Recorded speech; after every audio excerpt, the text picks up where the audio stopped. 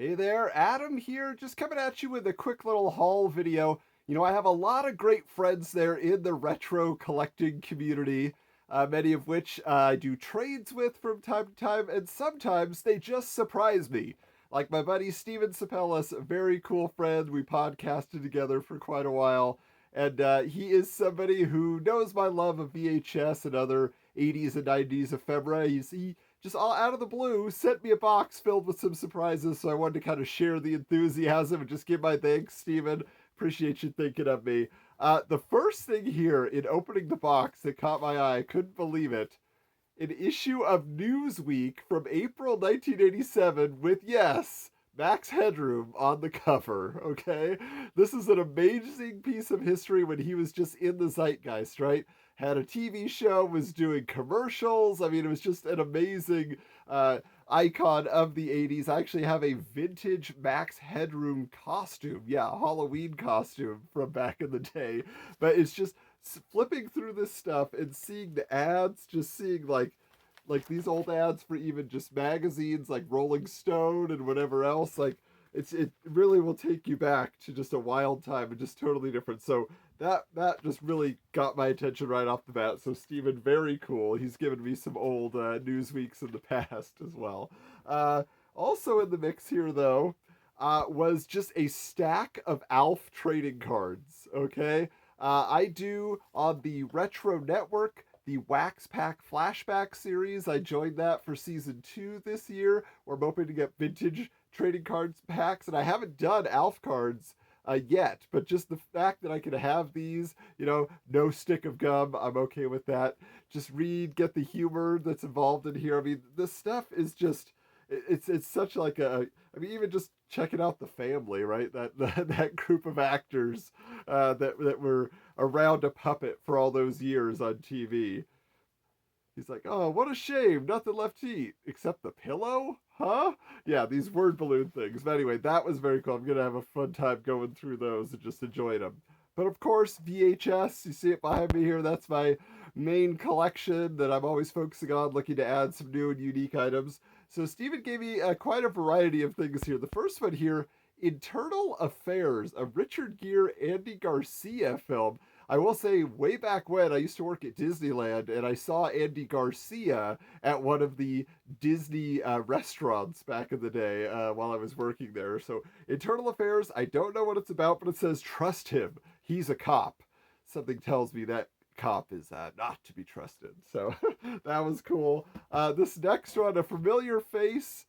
Yes, Leslie Nielsen, Bad Golf My Way. Okay, so obviously, right after all his Naked Gun success, this is probably right in the Mr. Magoo period, I'm gonna guess, when he was in his retirement era. But I'm sure I actually have, Dorf on golf, and like a couple other straight ahead golf instructional videos. So I'm very curious to see how this stacks up to all of that.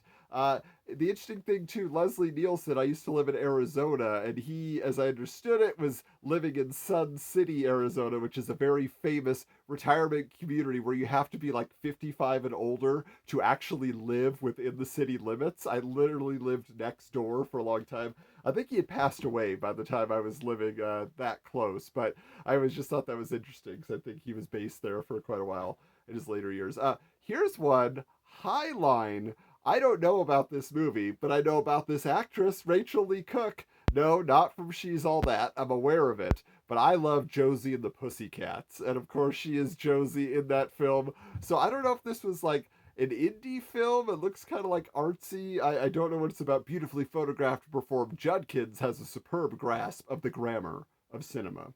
So yes, that tells me that maybe it's a little artsy fartsy, but I'm sure it'll be interesting to take a look at that and see her non rock and roll performance. Now here's an interesting, what looks to be a '90s film with David Schwimmer kissing a fool. Let me see if I can see the trademark on this. Yeah, so that's definitely a '90s movie, but with Jason Lee as well. So outside of the Kevin Smith universe, seeing how he's expanding his. And who's the girl here? Do I even know that? Mealy Avital. Have not heard of her work in the past. So, anyway, you want to see that expansion of the Friends universe? You could watch, Ed, about that chimp that plays baseball with Matt LeBlanc, or Lost in Space. But you want to see a chimp movie.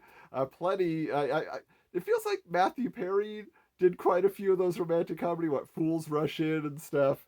But anyway, off the Friends cinematic universe there. Check out this one, Beat Street. Okay, Beat Street is what I've heard about for a long time. I actually have Breakin' in the original, big old clamshell up on my shelf up above here. But Beat Street is right there in that vein, just that moment in time. The emergence of hip hop and rap and all those things, and breakdancing and all that whole culture. So I've not seen this one yet, so I'm very interested to check it out. That's going to be a nice blast from the past. Now, the big one here that I know Steven was very excited to send to me is this. Punky Brewster, yeah, just for kids, VHS. Got Glover on the side there. So I recently obtained a copy of this, not this particular tape, but of this series of Punky Brewster. And I love it so much. This was like a huge appointment television for me as a little kid. I watched this more than I watched the live action series. But speaking of the live action series, Steven and I were on the Advent Calendar House podcast a few months back covering the Punky Brewster two-part Christmas special. It was a wonderful conversation. We both just had a love for that series and a love for those characters. And so if you're looking for something coming up here, if you want to go back in the archives of that particular podcast, Mike Westfall does a wonderful job with that, especially during the holiday season.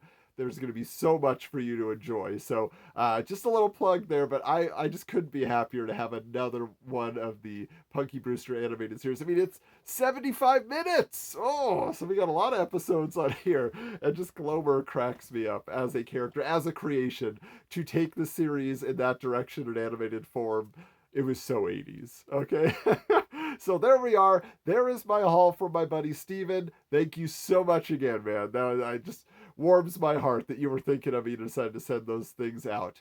And hey, you can keep an eye on my channel here. I'm always trying to find some new knickknacks and things like that to share.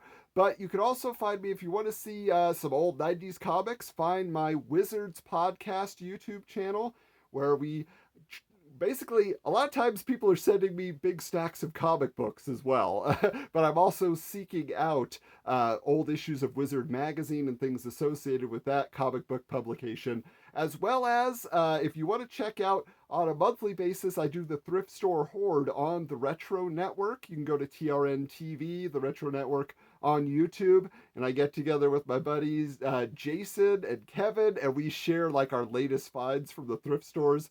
It's always amazing. You can't believe the nostalgia trip you're going to go on when you check out that. They're like an hour long because we just find tons of stuff.